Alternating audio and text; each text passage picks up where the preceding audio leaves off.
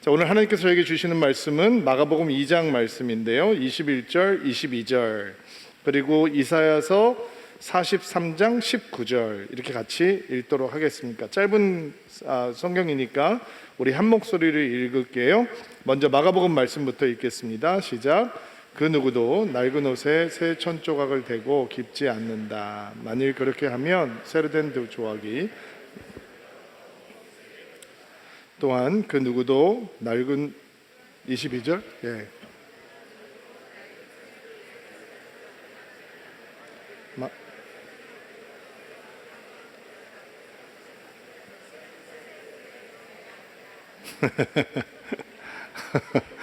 이사야서 43장 19절 읽어주세요. 보아라, 내가 이제 새 일을 시작하겠다. 그 이름이 나타나고 있는데 너희는 알지 못하겠느냐? 내가 사막에 길을 내겠고 내 많은 땅에 강을 내겠다. 아멘. 자, 우리 가슴에 손을 고백하고 하는 말씀 드릴게요. 제가 먼저 고백하겠습니다. 하나님은 나를 사랑하십니다. 나는 그 사랑 안에 있습니다. 하나님은 오늘 나에게 말씀하실 것입니다. 그 말씀에 능력이 있습니다. 그 말씀에 생명이 있습니다. 나의 마음을 하나님께 열겠습니다. 나의 생각을 예수님께 집중하겠습니다. 들은 만큼 변합니다. 들은 만큼 행복해집니다. 교회가 변해야 합니다. 이 말에 동의하지 않는 사람은 없을 것 같아요. 근데 지금 우리 시대에 교회는 변해야 된다라고 이야기를 하면 사람들은 어떻게 받아들이냐면 교회가 지금 타락하고 세속화하고 있기 때문에 원래 하나님께서 의도하셨던 그 교회로 돌아가야 된다라고 하는 생각으로 받아들입니다. 100% 동의합니다. 교회가 위기를 만날 때 우리는 과거 지향적인 마인드를 회복해야 됩니다. 과거 지향적인 마인드라고 하는 건 갈보리 십자가 앞에 서야 한다는 것입니다. 갈보리 십자가 앞에 서서 피 묻은 복음을 회복해야 합니다. 그리고 사도행전에서 보는 능력으로 충만한 초대교회로 돌아가야 하는 것입니다. 자, 어느 시대를 지나건 간에 교회가 위기를 만날 때 언제나 십자가와 바로 그 교회로 돌아가야 합니다. 그 본질이 회복되면 교회는 세상을 향한 선물이 되고 능력이 됩니다. 여러분, 복음은 능력입니다. 복음은 변하지 않는 하나님의 구원의 계획을 품고 있는 능력입니다.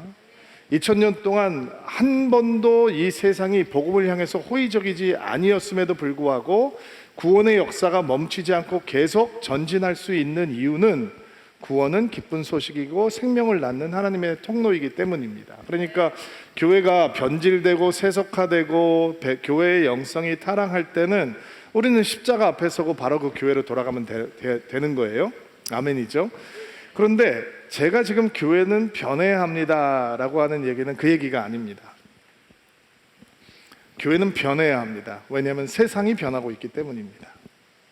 시대가 변하고 있고 사람들이 변하고 있고 문화가 변하고 있기 때문에 교회는 변해야 합니다. 그렇지 않으면 사람들에게 교회는 버림받게 됩니다. 관심 받게 처하게 된다는 거예요. 1998년부터 2011년까지 세계 휴대폰 시장을 점령하고 있던 강자가 있었습니다. 어느 회사인지 아세요? 노키아라고 하는 회사였습니다. 세계 휴대폰 시장의 40%를 차지하고 있던 공룡 기업이었고 핀란드 GDP의 25%가 그 회사가 차지하고 있었습니다. 그런데 몰락했습니다.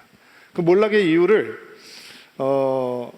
시대의 흐름을 제대로 읽지 못하고 반응하지 못했다라는 것으로 잡습니다. 스마트폰 시대가 다가오고 있었는데 너무 자만했던 그 기업이, 기술도 있고 혁신 능력도 가지고 있던 기업이 애플의 등장을 너무 과소평가했다는 겁니다. 스마트폰 시장을 너무 과소평가했다는 거예요.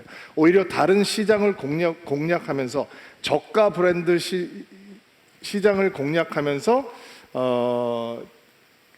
위기에 처하게 됐다는 거예요. 또 2016년에 세계적인 경영학 저널인 ASQ라고 하는 저널에 또 다른 몰락의 이유를 지적했는데, 회사가 이렇게 위기에 처해 있는데 자기의 안위만을 걱정하고 있던 경영진의 리더십 때문에 회사가 망하게 됐다는 거예요. 교회가 좀 들어야 되는 이야기예요. 자, 시대는 변하고 있습니다. 시대가 요구하고 있는 교회 상도 변하고 있습니다. 그런데 그 흐름에 둔감해지면 교회는 어떻게 될까요? 교회 안에 들어와 있는 리더십, 목회자들이겠죠. 목회자들이 나한테만 익숙한 문화, 내가 지금까지 목회했던 익숙한 문화에만 집착하고 시대가 요구하고 있는 변화에 대응하지 못하면 교회는 어떻게 될까요? 이런 공영 기업이 무너질 수 있다면 교회도 세상의 관심 밖에 처할 수 있다라는 거예요. 교회는 변해야 합니다. 왜냐하면 시대가 변하고 있고 상황이 변하고 있고 사람들이 변하고 있기 때문입니다. 교회가 흔들리고 있고 세속화되고 있고 교회가 사람들에게 다가가지 못하고 있다라고 하는 것을 못 견뎌 하고 있던 사람들이 있었어요. 교회가 세속화에 빠져 있고 교회가 무력화되고 있고 교회의 영성이 타락해 있는 것을 견디지 못하고 종교 개혁을 이루었던 사람들이죠. 마틴 루터 같은 사람, 그리고 칼빈 같은 사람들이었어요. 여러분, 중세에는 성경이 라틴어였습니다. 사람들은 라틴어 모릅니다. 설교도 라틴어로 했습니다. 사람들은 라틴어 알아듣지 못합니다. 헬라어, 히브리어, 라틴어 성경이 아닌 성경을 가지고 있으면 사형에 처할 수 있었습니다. 1517년 실제로 영국에서 자기 자녀들에게 영어로 주기도문을 가르쳤다라고 하는 이유로 7명의 부모가 화형에 처했습니다. 이게 교회의 모습이었습니다. 근데 그거를 못 견디는 사람들이 있었다는 거예요. 사람들이 알아들을 수 있는 언어로 성경을 번역하고 사람들이 알아들을 수 있는 언어로 성경을 설교하고 사람들이 하나님을 만날 수 있는 예배 스타일로 교회 성도들을 맞이하는 새로운 교회들이 생겨나고, 이게 종교개혁의 열매입니다. 여러분, 마틴 루터가 이렇게 술집 바깥을 지나가다가 술집 안에서 들려오는 소리, 음악 소리를 듣고 영감을 받아서 찬송가를 만들어서 교회에서 불렀다는 얘기는 유명한 얘기잖아요. 생각을 해보세요. 헤이! 했던 거를 듣고 들어가서 영감을 받아서 그런 찬송가를 지었다. 루터가 남겼던 교회의 유산들이 많이 있잖아요. 만약에 여러분들이 종교개혁 당시에 교회에 나왔던 사람이라면 저 노래 내가 아는 노래인데 그렇게 따라 부를 수도 없고 안 따라 부를 수도 없고 그런 묘한 마음이 있었을 것 같아요. 종교개혁 당시에도 이렇게 루터가 사용했던 음악들에 대해서 카톨릭교회에서는 뭐라고 비판을 했냐면, 루터의 신학도 매우 위험하지만 루터가 쓰고 있는 음악은 더 지저분하고 더 타락하고 더 세속적이다라고 공격을 했다는 거예요. 그런데 사람들은 그런 새로운 교회에, 새로운 예배 스타일의 교회를 만나서 하나님을 만나고 그들의 신앙을 주님 앞에 바로 세워갈 수 있었죠. 그런데 이상해요. 루터가 이렇게 개혁적인 사람인데 루터가 만들어 놓았던 예배의 전통이 시간이 흘러가면서 형식이 되고 전통이 돼요. 사실은 루터는 전통을 만들기 위해서 그런 예배를 만들었던 건 아니거든요. 몸부림이었어요. 하나님을 전하고 싶은 몸부림, 교회가 새로워져야 된다고 하는 몸부림, 복음을 외치고 싶다라고 하는 절박한 몸부림이었단 말이에요. 그런데 휴대의 시간이 된 다음에, 수백 년이 흐른 다음에 사람들은 그런 고민, 그런 갈등, 그런 몸부림 없이 이 형식만 유지하면 경건하고 홀리하고 이렇게 생각을 하는 거죠. 그러니까 어떻게 되겠어요? 세상이 교회를 외면하기 시작하죠. 루터의 신앙은 가장 개혁적인 신앙이었는데 새로운 것들을 추구하고 사람들에 다가가기 위해서 몸부림치는 신앙이었는데, 루터교는 세월이 흐른 다음에 가장 고리타분한 교단으로 전락해버려요. 너무 슬프잖아요. 우리가 살아가고 있는 세상이 정말 빠른 스피드로 변하고 있습니다. 그리고 교회가 변해야 됩니다. 세상이 변하고 있기 때문에 교회도 함께 변해야 됩니다라고 하면, 교회 안에 들어와 있는 사람들은 목사님, 꼭 교회가 그렇게 세상을 따라갈 필요가 있습니까? 점잖게 거부를 합니다. 그런데 흥미로운 사실은 대부분의 그렇게 얘기하는 사람들은 이미 변하고 있는 세상의 혜택은 세상 속에서 다 누리고 있습니다. 그런데 교회 안에서 변화를 추구하는 것은 불편하다는 거예요. 왜 불편할까요? 익숙하니까. 이미 익숙함이 생긴 겁니다. 익숙함은 우리에게 편안한 안정감을 주죠. 그래서 익숙해져 있는 교회의 문화가 바뀌는 것에 대한 마음의 불편함을 그렇게 점잖게 교회가 세상을 따라가면 되겠습니까? 라는 표현으로 얘기하는 겁니다. 근데 변화를 저항하면 언젠가는 교회는 세상의 외면을 당하게 됩니다. 미국에서 1829년 선박 시스템에서 이제 철도 시스템으로 그 운송 시스템을 바꾸려고 하는 시기에 뉴욕의 주지사였던 마틴 뷰렌이라고 하는 사람이 잭슨 대통령에게 반대 청원을 하게 됩니다. 그리고 철도 시스템 계획을 철회해 달라라고 하면서 이런 이유를 들어서 이제 항의를 합니다. 들어보세요. 1829년 뉴욕 주지사의 편지입니다. 먼저 만약 운하를 운행하던 선박들이 철도로 대체되면 심각한 실업 상태가 발생할 것입니다. 둘째, 선박 제조업자들이 고통을 당하게 될 것입니다. 아울러 견인용 밧줄, 채찍, 마구들을 만드는 제조업자들은 빈곤에 처하게 될 것입니다. 셋째, 운하를 운행하는 선박들은 미국 방위에 절대적으로 필요합니다. 그 이유는 영국과의 분쟁이 발생할 경우 운하는 현대전을 수행하는 데 필수적인 군사 물자들을 수송할 수 있는 유일한 수단이기 때문입니다. 대통령께서도 잘 알고 계시겠지만 기차는 엔진의 힘으로 시속 15마일, 24km입니다. 15마일이면 24km로 엄청난 속도로 달립니다. 기차는 승객들의 목숨과 신체를 위협할 뿐 아니라 시골을 통과하는 철도를 달리며 굉음을 내고 증기를 내뿜어 곡식에 불을 지르고 가축을 놀라게 하고 부녀자와 아이들을 두려움에 떨게 만들 것입니다. 하나님께서는 분명히 사람들이 이런 위험천만한 속도로 여행하도록 계획하지 않으셨을 것입니다. 코미디 같죠? 지금 얘기를 들으면 코미디 같은 얘기예요. 그런데 뷰렌 주지사한테는 너무 심각하고 중요한 사안이었어요. 그에게 철도 시스템으로 바꾸는 건 나라가 망하는 일이었단 말이에요. 그런데 그의 생각이 얼마나 틀렸어요? 철도 운송 방식은 미국의 발전의 새로운 도약의 발판이 되어 주었죠. 혹시 뷰렌 주지사의 이런 마음이 시대의 변화와 흐름을 읽지 못하고 있는 교회의 모습은 아닌지 한번 돌아봐야 하는 것입니다. 오늘 서울드림교회 세 번째 핵심 가치, 창조성, 크리에이티비티, 하나님의 창조적인 사역에 대해서 이야기를 좀 나누는 시간인데, 마가복음 말씀 다시 한번 읽어볼까요? 우리가 잘 알고 있는 말씀인데 한 번만 더 읽어볼게요. 자막 올려주시고 소리 맞춰서 같이 읽겠습니다. 시작. 그 누구도 낡은 옷에 새 천조각을 대고 깁지 않는다. 만일 그렇게 하면 새로 된 조각이 낡은 옷을 당겨 더욱 못쓰게 될 것이다. 또한 그 누구도 낡은 술 부대에 새 붓을 보관하지 않는다. 만일 그렇게 하면 술이 새 부대를 터뜨려 못쓰게 될 것이다. 아멘. 새 술은 새 부대에 담아야 한다. 세상 사람들도 자주 사용하는 말이에요. 자, 복음은 변하지 않습니다. 근데 복음을 전하는 방법은 시대에 따라 문화에 따라 변할 수 있어야 된다는 거예요. 노인에게 복음을 전하는 방법이 있고, 청년에게 복음을 전하는 방법이 있고, 아이에게 복음을 전하는 방법이 달라야 돼요.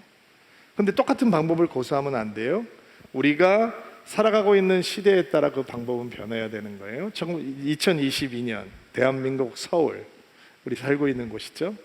1988년 대한민국 서울, 그때 서울 계셨죠? 다른 시대입니다. 다른 세상입니다. 1988년도에 저도 젊었었는데 20대 청년이었는데 젊은이들끼리 만나서 노래를 하라고 하면 기타를 잡고 저는 이런 노래를 했습니다. 긴 머리 소녀야. 그러면 젊은 대학생들이 좋다 그랬어요. 무슨 노래인지도 모르고 있는 눈동자가 흔들리는 사람들. 그러면 한 곡 더 합니다. 물소리 들리면 떠오르는 얼굴. 그러면 사람들이 턱을 거이고 그렇게 쳐다봅니다. 지금 그런 노래를 부른다 그러면 20대는 그냥 못소리 되는 겁니다. 시대가 바뀌었습니다. 대한민국입니다. 서울입니다. 20대입니다. 근데 1988년을 살고 있는 20대와 2022년을 살고 있는 20대는 다릅니다. 복음은 변하지 않습니다. 근데 복음을 전하는 방법은 시대에 따라 달라져야 합니다. 바뀌지 않으면 어떤 현상이 일어나느냐? 교회 안에 있는 젊은이들이 교회를 떠납니다.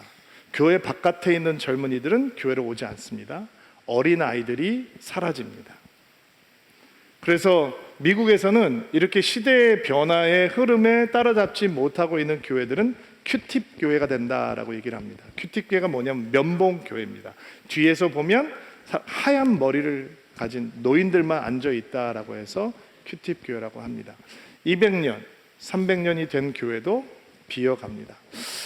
제가 미국에 있을 때 제가 섬겼던 교회가 처음 미국 교회를 개척을 해서 미국 교회를 빌려서 개척을 했는데, 그 교회는 시애틀의 다운타운에 있는 아주 역사가 오래된 교회입니다.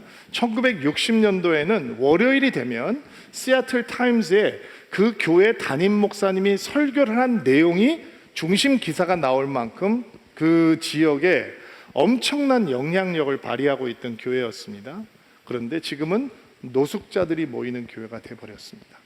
다운타운에 있으니까 그런가 보다. 그렇지 않아요. 그 교회가 시대의 흐름에 맞는 교회의 모습으로 변신하지 못했기 때문에 사람들의 관심 밖으로 밀려나게 된 것입니다. 서울 드림교회는 시작 때부터 새로운 시대를 향한 새로운 교회가 되겠다라고 하는 소망과 꿈을 갖고 시작을 했습니다.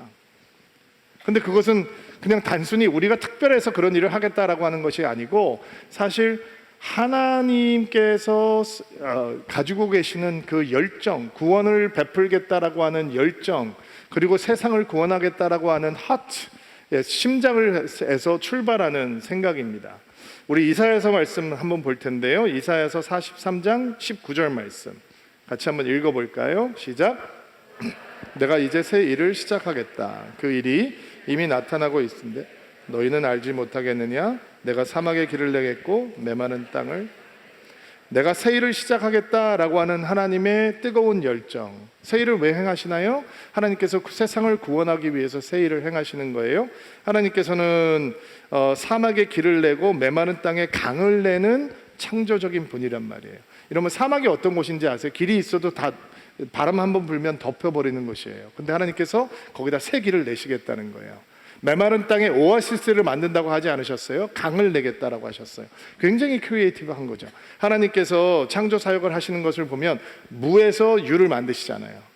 그게 창조거든요. 근데 하나님께서 땅과 하늘과 바다와 산을 만드시고 온갖 동물들을 만드셨는데, 그 하나님의 세계 자체, 창조의 세계 자체가 하나님께서 얼마나 창조적인 분이신지, 크리에이티브한 분이신지를 그대로 보여줘요. 여러분, 딱정벌레가 30만 종이 있는 거 아세요? 한국에 8,000종이 있대요. 8,000종이. 웬만큼 만들다 그만두셔도 될 것 같은데 계속 반복해서 원숭이 공둥이를 보신 적이 있나요? 코뿔소를 보신 적이 있나요? 여러분, 진화 아닙니다. 창조입니다. 하나님의 창조의 세계는 하나님께서 얼마나 크리에이티브한 분인지. 그리고 여러분 옆에 있는 사람들 보세요. 정말 창의적으로 생겼죠. 똑같은 사람 한 명도 없어. 옆에 있는 보고 창의적이십니다. 아니 이렇게 탐 크루즈 같은 사람 하나 딱 만들어 놓으면 와, 이거 진짜 잘 나왔다, 반복하자 해도 될 것 같은데 다 다르게 만드셨어요. 이게 하나님의 하트죠. 하나님께서 사람들에게 역사하시는 방법도 달라요. 아브라함을 하나님의 사람 만들기 위해서는 하나님께서 어떤 방법을 쓰시는지 아세요? 고향을 떠나게 하세요. 그리고 100세의 아들을 주세요. 그리고 그 아들을 모리아산에서 번제로 드리라고 하세요. 그러니까 아브라함이 하나님의 사람이 돼요. 믿음의 조상이 된단 말이에요. 그러면 it worked. 그 방법이 됐잖아요. 그러면 그 방법대로 계속 반복하면 되잖아요. 근데 모세를 부르실 때는 타지 않는 떨기나무를 사용하시고 10가지 재앙을 보내시고 홍해를 가르세요. 여호수아를 부를 때는 여리고성을 무너뜨리세요. 기가 막히죠? 똑같은 방법이 아니에요. 엘리야에게 역사할 때는 하늘에서 불을 내리시지만 이사야를 부르실 때는 하늘의 영광을 보여주시고 스랍 천사가 외치는 소리를 듣게 하세요. 골리앗을 쓰러뜨리는 다윗은 물맷돌을 사용하지만 느헤미야를 부르신 하나님께서는 성벽을 재건하게 하세요. 똑같이 역사하시는 게 없는 거예요. 사람마다 다르고 시대마다 다르게 하나님께서는 역사하세요. 예수님께서 설교를 하시는데 바리새인들과 같이 설교하지 않으셨죠? 씨 뿌리는 자가 보이면 씨 뿌리는 자의 비유로, 고기 잡는 자가 보이면 고기 잡는 자의 비유로. 그리고 사람들은 예수님의 설교를 듣기 위해서 밥을 굶어가면서 몰려오는 거예요. 하나님의 나라에 대해서 배우기 시작하는 거죠. 이게 하나님께서 가지고 계시는 새 일을 행하기 원하시는 하나님의 열정이란 말이에요. 서울 드림교회가 창조적인 사역을 하는 교회가 되겠다, 복음을 전하기 위해서 끊임없이 창조적인 도전을 하겠다라고 하는 건 우리의 특별함이 아니라 하나님이 새로운 일을 하기 원하시는 그 열정과 심장을 품겠다라고 하는 헌신이라는 것입니다. 예수께서 우리에게 그 열정을 부어주시기를 정말 간절히 소망합니다. 예수님은 우리가 전해야 되는 최고의 메시지죠. 예수님의 십자가와 부활, 변하지 않는 생명의 메시지입니다. 그 변하지 않는 메시지를 끊임없이 변화하는 시대에 걸맞는 방법으로 외칠 수 있는 교회, 서울 드림교회가 붙들고 있는 헌신이에요. 또 우리가 생각해야 되는 것은 우리가 회복하기를 간절히 소망하는 창조성은 한 사람이 할 수 있는 일이 아니라 수많은 성도들이 자신의 은사와 열정과 사랑을 들여서 팀워크로 충성하지 않으면 할 수 없는 일이라고 하는 것을 기억해야 해요. 여러분, 교회 사역은 종합 예술입니다. 음악도 있고 댄스도 있고 미술도 있고 디자인도 있습니다. 말로 하는 커뮤니케이션도 있지만 말 없는 무언의 커뮤니케이션도 있고요. 교회 안에는 클래식 문화도 있고 대중 문화도 있습니다. 노인 문화도 있고 청년 문화도 있고 아동 문화도 있습니다. 교회는 교육도 있어야 하고 상담도 있어야 됩니다. 마음껏 웃을 수 있는 것도 필요하지만 눈물 흘리고 기도하는 것도 필요합니다. 말씀을 가르치는 사역도 있어야 하지만 말씀대로 살아내는 사역도 있어야 합니다. 그런데 이런 모든 사역들이 한 사람이 아무리 탁월해도 혼자는 할 수 없는 일입니다. 여러분, 제가 전공이 뭔지 아세요? 성경이에요. 성경 전공이. 그리고 신학이에요. 나는 크리에이티브 하지 않아요. 나는 그냥 냅두면 보링한 사람이라고요.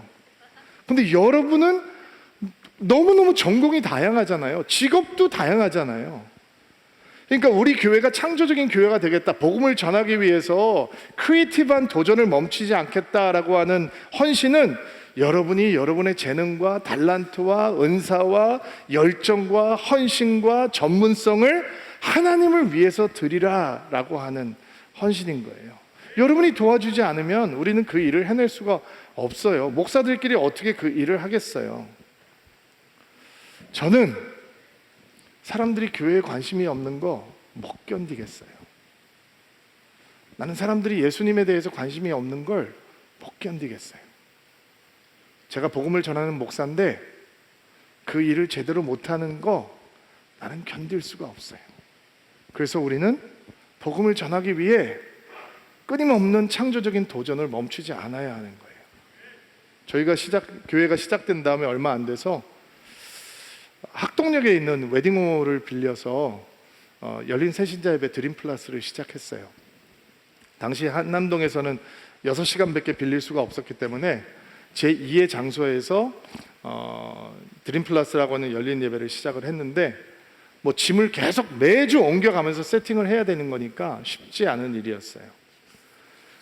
많은 분들이 그 사역의 팀으로 동참하면서 예배를 준비해 주셨고, 또 여러분, 예배 장소가 비어 있으면 예배가 안 되거든요. 그러니까 100여 명의 성도들은 나는 내가 할 수 있는 일은 특별히 없지만 나는 그 예배에 참여하면서 예배를 함께 만들겠습니다 라고 하는 헌신으로 예배를 만들어 가고 있었어요. 그리고 예배가 잘 진행이 됐어요. 한남동에 임대를 하게 돼서 한남동으로 다시 들어와서 예배가 아주 활발하게, 정말 아마 여기서도 드림플러스 예배 때문에 저희 교회에 오시게 되고 하나님 만나게 되신 분들도 꽤 있는 것으로 알고 있습니다. 그런데 상무고등학교를 이사를 오면서 예술의 전당 앞에 있는 DS홀이라고 하는 곳에서 저희가 드림플러스 예배를 계속 진행을 했거든요. 근데 제가 이제 부목사님에게 맡겨놓고 잘하겠지라고 생각을 했는데 몇 개월 되지 않아서 예배가 망해버렸어요. 죽었어요. 예배가 없어졌습니다. 처음에 DSO를 와서 예배를 드릴 때 200명의 성도들이 와서 예배를 드렸는데 몇 개월 되지 않고 다 빠져나갔어요. 새신자 예배는 그런 거예요.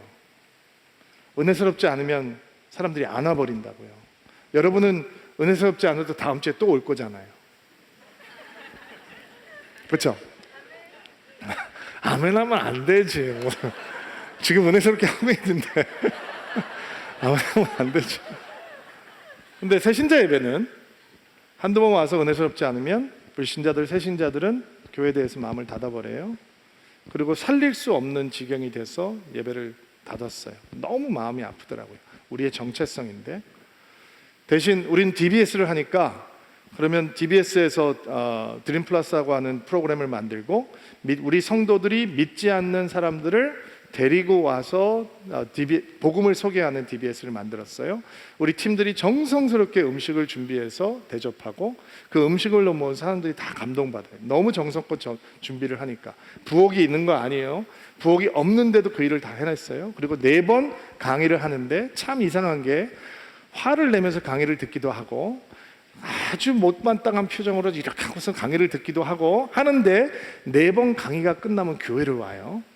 너무 신기들 하더라고요. 화를 내면서 와요. 그리고 막 냉소적인데도 와요. 그리고 교회를 계속 다니더라고요. 너무 감사하죠. 그런데 이제 코로나가 왔어요. 그래서 2년 반 동안 드림 플러스 못했어요. 마음이 너무 아프더라고요. 복음 전해야 되는데 새신자들이 들어올 수 있는 문턱 낮은 예배가 필요한데, 근데 하나님께서 우리의 마음을 불편하게 하셔서 기도할 수 있는 공간을 성수동에 마련하게 하셨어요. 제가 힘든 상황 환경 속에 있는 성도들에게 여기 와서 함께 기도합시다, 여기서 기도하면 역사가 일어날 겁니다 라고 얘기를 하지 못해서 괴로워하다가 하나님께서 우리 성수동에 좋은 예배 장소를 마련해 주셨어요. 열심히 기도하고 있는데 토요일날 제가 어느 날 설교 준비를 하다가 토요일날 오후에 커피를 사기 위해서 바깥에 이렇게 쓱 나왔는데 깜짝 놀랐어요. 성수동에 완전 사람이, 와, 젊은이들이 바글바글한 거예요. 이게 뭐 한두 군데 바글한 게 아니라 무슨 뭐 시장터에 온 것처럼 얼마나 사람들이 많이 다니는지 몰라요. 저는 그런 곳인지 모르고 성수동에 갔어요. 성경 전공이니까, 신학 전공이니까, 나는 힙한 거 뭔지 모르니까. 근데 제가 젊은이들이 막 떼거리로 몰려다니는 걸 보면서 어떤 생각을 하게 됐냐면, 아, 여기서 드림 플러스를 시작을 해야 되겠다, 토요일 날 시작을 해야 되겠다라는 생각이 들었어요. 아니, 이렇게 사람들이 많은데 바깥에다가 막 예배 배너 크게 달고 그러면 오다가 가다가 하는 사람도 있고 시작하면 하나님께서 또 은혜 주시겠지, 이런 마음이 들었어요. 근데 속으로 덜컥 겁이 나는 거예요. 제가 이번 학기에 화, 수, 목 저녁에 DBS가 있거든요. 금요일 날 철야가 있거든요. 그리고 주일 날 제가 설교하잖아요. 근데 토요일 날까지 예배를 만들면 자신도 솔직히 없고 준비할 수 있는 시간은 제가 가질 수 있을까라는 생각도 들고, 또 이런 이야기 마음을 나누니까 저를 잘 아는 분들 중에서 어떤 분들은 목사님 예전처럼 젊지 않으신데 목사님으로 목사님 안 통하면 어떡하죠? 이런 염려를 해주시는 분들도 있고, 왜냐하면 새신자를 위한 예배는 모든 목사들이 다 할 수 있는 예배가 아니에요. 저희 교회 이제 저희들과 함께 목회 훈련을 하고 있는 젊은 목사님들이 있잖아요. 저희 교회 목사님들 중에서도 열린 예배를 만약에 시작하게 되면 그 열린 예배 모든 사람들이 다 설교할 수 있는 목사가 되는 건 아니에요. 그거는 특별한 예배이기 때문에 부목사님들이 해주면 저도 좋은데, 지금은 아직은 우리 부목사님들이 그런 예배를 경험하지 못한 사람들이 대부분이고, 안영호 목사님하고 이상호 목사님 빼고는 본 적도 없을 거예요. 아마 그런 예배가 어떻게 진행이 되는지 경험도 못 해봤고 보지도 못했고 맛보지도 못했는데 그 예배를 맡기면 어떻게 해낼 수 있겠어요? 그러니까 제가 해야 되는 건데 그 일은 제가 잘 할 수 있는 일인데, 제 목표는 언젠가는 우리 부목사님들이, 젊은 목사님들이 저보다 더 잘 할 수 있는 사람으로 훈련을 해야 되는 거죠. 왜냐하면 제가 이전 교회에 있을 때 담임 목사님이 열린 예배 설교하지 않았어요. 제가 했거든요. 제가 했는데도 부흥했거든요. 그러니까 제가 없어도 우리 부목사님들이 해도 부흥할 수 있는 예배가 될 수 있어야죠. 그러면 제가 잘 훈련해야 하는데, 저하고 부목사님들만 할 수 있는 일이 아니고, 다시 여러분의 은사와 여러분의 열정과 여러분의 달란트가 하나님 앞에 드려질 때 만들 수 있는 거예요. 여러분들 중에 어떤 사람들은 목사님 제가 1년 동안 2년 동안 그 예배가 살아날 때까지 그냥 조용히 와서 뜨거운 마음으로 예배하고 가겠습니다 라고 하는 분들도 필요하고, 여러분이 직접 오셔서 음악으로 연주로 도와줄 수 있는 분들도 필요하고, 여러분 가운데 디자인 잘하는 분들도 오셔서 도와주셔야 되고, 옛날에 우리 처음 드림플러스 시작했을 때는요 간식이 기가 막혔거든요. 왜냐면 푸드 스타일리스트가 그걸 만들었어요. 근데 눈으로 너무 맛있는 거예요 이게. 그래서 새신자들이 와서 예배는 은혜를 못 받더라도 그 간식 프레젠테이션을 보고 야 이거 진짜 보통 교회가 아니야 라고 하면서 갔던 때도 있었어요. 그러니까 뭐 너무 많은 은사들이 필요한 거예요. 근데 이게 합쳐지면 서울 드림교회가 정말로 교회에 대해서 관심이 없고 예수에 대해서 관심이 없는 사람들에게 예수를 선물로 주고 교회를 선물로 줄 수 있는 교회가 될 수 있는 거죠. 목사님 꼭 그렇게까지 해야 됩니까? 그럴 필요 없죠. 안 해도 돼요. 근데 하나님께서 우리에게 주신 하트는 새 일을 행하기 원하시는 그 하나님의 마음을 따라서 가장 창조적인 방법으로, 가장 잘 들리는 방법으로, 가장 마음을 활짝 열 수 있는 방법으로 세상에게 다가가는 교회가 되겠다라고 하는 헌신이거든요. 그러니까 시작할 거예요. 시작 시점은 모르겠는데 시작을 하면 알려드릴 테니까 여러분도 헌신해 주세요. 도와주세요. 함께 해주세요. 제가 어떻게 혼자 하겠어요? 목사님들이 어떻게 혼자 하겠어요? 여러분이 도와주셔야만 가능한 일이에요. 창조적인 교회가 되겠다라고 하는 것은 함께 팀워크를 이루겠다, 내 은사를 주님 앞에 드리겠다라고 하는 헌신이에요. 또 기억하셔야 되는 게 있어요. 우리가 가장 창조적인 방법으로 복음을 전하는 교회가 되겠다라고 하는 헌신 속에는 복음적인 중심과 건강한 영성, 순수한 영성을 지키겠다라고 하는 헌신이 포함되어 있는 거예요. 창조적인 방법으로 복음을 전하다 보면, 교회를 하다 보면 전통과 형식에 익숙한 사람들은 조금 마음이 불편해져요. 교회가 교회스럽지 않아 보이니까, 교회가 경박하다 이렇게 느끼기도 해요. 근데 그 말은 제가 드릴게요. 서울 들으니까 좀 경박하잖아. 그럼 여러분은 이렇게 얘기하는, 외워놓으세요. 오늘 여호수 목사님 좀 경박하시잖아. 그렇게 얘기하세요. 괜찮아요. 제 책임이니까. 제가 그 일을 할 거고, 제가 가장 효과적으로 불신자들에게 다가갈 방법을 찾을 거고, 그들이 들을 수 있는 방법으로 설교할 거고, 그들이 받아들일 수 있는 이 통로를 통해서 예수님을 소개할 거예요. 그게 이미 교회를 다니고 있는 분들에게, 이미 전통적인 교회에 익숙한 분들에게 경박하다면 나는 경박한 소리, 다다른 소리 들어도 괜찮아요. 예수님은 죄인의 친구들하고 소리를 들으셨는데, 복음을 전할 수만 있다면, 생명을 낳을 수만 있다면. 자, 그럼 제가 여러분들에게 질문할게요. 여러분이 전도하고 싶은 사람이 생겼어요. 여러분이 생명을 전해주고 싶은 사람이 생겼어요. 그러면 아무 교회만 가면 전도가 돼요? 그런 거예요? 바깥에 나가서 여러분이 알고 있는 교회 그냥 데리고 가면 그 교회를 통해서 그 사람들이 하나님 만날 수 있다고 여러분은 100% 믿는 거예요? 아니잖아요. 어떤 교회는 데리고 가도 전도가 안 된다라고 하는 거 알잖아요. 예전에 저희 송파하고 한남하고 흩어져 있을 때 어떤 성도님이 저한테 이렇게 인사를 하시더라고요. 목사님, 서울 드림교회 언제 얼마 안 됐는데 참 특이한 교회입니다. 그렇습니까? 왜 특이하다고 말씀을 하시나요? 저는 이게 칭찬인지 몰랐어요. 근데 칭찬이더라고요.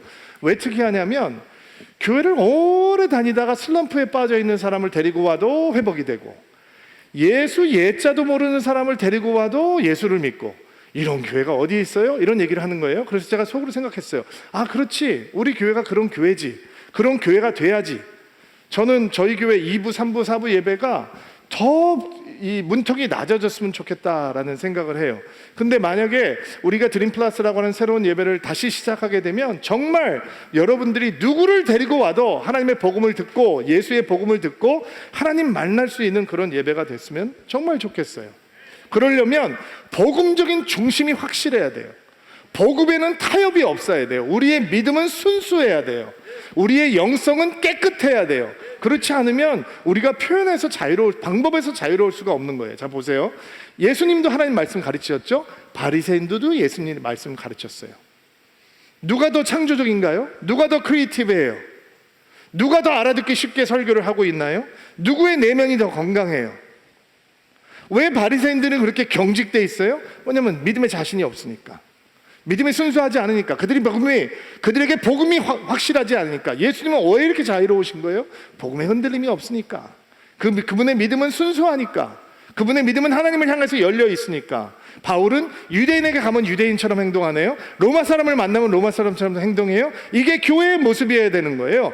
교회는 귀신자들을 만나면 그들에게 불을 질릴 수 있는 교회가 돼야 되고, 불신자들을 만나면 그들에게 복음을 던질 수 있는 교회가 돼야 된단 말이죠. 그리고 복음을 던지는 교회가 되려면 그들이 들을 수 있는 방법으로, 그들이 받아들일 수 있는 방법으로, 그들이 흥분할 수 있는 방법으로 해야 된다는 거예요. 이게 우리가 갖고 있는 핵심 가치예요. 그것을 이루기 위해 우리는 더 복음적으로 열정적이어야 되고, 우리의 믿음은 깨끗하고 순수해야 된다는 거예요. 자, 제가 여러분들에게 질문합니다. 이런 교회가 된다라고 하는 거 쉬울까요? 어려울까요? 쉬울까요? 어려울까요? 지난주에 우리 차세대에서 여름 사역을 소개하기 위해서 영상을 만들었죠. 영화 한 편을 봤는데, 그 영화 한 편을 보면서 박수가 2번 터져 나왔다고 그러더라고요. 한 영상을 보면서 박수가 2번 나온 건 처음이라는 거예요. 목사님 한 분이 알려줘서 제가 알게 됐는데, 여러분 대강 만들어도 되잖아요, 그렇죠? 대강 캠프합니다, 신청해 주세요, 그냥 파워포인트 하나 해도 괜찮잖아요. 근데 이렇게 애쓰고 수고했죠. 성도들이 그러니까 너무 고마워하잖아요. 아이들은 환호성을 질렀대요. 캠프 못 가는데 너무너무 고맙다고 얘기를 했다는 거예요. 얼마나 감사해요. 여러분, 우리 교회 일 썰렁썰렁 하지 맙시다. 우리 복음 전하는 일 방법 대강대강 하지 맙시다. 마귀는 오버타임 하는데 왜 우리는 오버타임 안 해요? 하나님도 오버타임 하시는데 왜 목사들은 오버타임 안 해요? 왜 성도들은 오버타임 안 해요? 세상은 저렇게 거세게 우리 성도들을 향해서 다가오는데 왜 복음을 전하고 은혜를 끼쳐야 되는 우리는 더 많이 생각하고 고민하고 주의 도우심을 구하면서 능력 있는 방법으로 복음을 전하려고 하지 않아요? 그러지 맙시다. 우리는 남들보다 더 수고하고 애쓰고 눈물 흘리고 땀 흘리고 복음을 전하기 위해서 전심을 향해서 달려가는 교회가 되기를 바랍니다. 선풍기가 만들어지고 127년 동안 모터가 날개를 돌리는 선풍기를 썼어요. 그런데 어느 한 회사가 날개 없는 선풍기를 만들어 보려고 계획을 했어요. 날개 없는 선풍기? 그게 왜 필요하지? 라고 생각한다면 기성교회, 전통교회 하면 되는 것이고, 날개 없는 선풍기? 그거 기발한 아이디어인데? 라고 생각을 한다면 우리는 가장 창조적인 방법으로 변하지 않는 하나님의 진리를 끊임없이 변하는 시대를 향해서, 세대를 향해서, 사람들을 향해서 던지는 교회가 되겠죠. 저는 우리 교회가 그런 교회가 되기를 간절히 소망합니다. 여러분이 도와주시고 여러분이 헌신해 주시면 우리는 그런 교회가 될 수 있을 겁니다. 우리가 그런 교회가 되기를 멈추지 않을 때 우리를 통해서 새로운 생명이 태어날 것이고, 복음이 정말 어둠 속에 있는 사람들에게 전해지는 놀라운 역사가 있을 줄로 믿습니다. 자, 가슴에 손을 얹고 안수해 주시고요. 오늘은 여러분 마음속에 주님, 제가 그 일을 위해서 헌신하겠습니다. 기쁨으로 그런 일에 동참하겠습니다. 내가 가지고 있는 은사, 내가 가지고 있는 재능, 주님 위해서 드릴 마음이 준비가 되어 있습니다. 나를 사용하여 주옵소서라고 하는 마음으로 함께 기도해 주시기를 부탁드립니다. 하나님, 예수를 모르는 사람이 너무 많아서 마음이 아픕니다. 교회에 관심이 없는 사람이 너무 많아지고 있어서 안타깝습니다. 근데 교회가, 목회자들이, 성도들이 아무렇지도 않게 자기들끼리 모여서 예배드리는 것으로 만족하는 것이 더욱더 괴롭습니다. 생명 되신 예수 그리스도, 그 예수 그리스도를 세상에 전할 수 있는 교회가 되기를 간절히 소망합니다. 우리 성도들이 눈물로 기도하면서 믿지 않는 자들을 두렵고 떨리는 마음으로 하나님 앞에 인도하고, 교회는 그들에게 복음을 전하기 위해서 가장 쉬운 방법으로, 가장 효과적인 방법으로, 그들이 받아들일 수 있는 방법으로 예수를 전해주는 그런 교회가 되기를 헌신합니다. 우리 성도들이 이 일을 위해서 마음을 모으게 하시고 그들의 열정과 그들의 기도와 그들의 은사와 재능을 주님 앞에 드려서 가장 창조적인 방법으로 예수 그리스도를 증거할 수 있는 일들을 함께 이루어가는 그런 교회가 되게 하옵소서. 이 핵심 가치를 놓지 않게 하시고 서울 드림교회가 더 많은 교회들에게 도전을 주고 감동을 줄 수 있는 그런 교회가 되게 하옵소서. 우리를 사용하여서 하나님의 나라를 이루어 주옵소서. 복음을 증거할 수 있는 교회 되게 하옵소서. 예수님의 이름으로 기도하옵나이다. 아멘.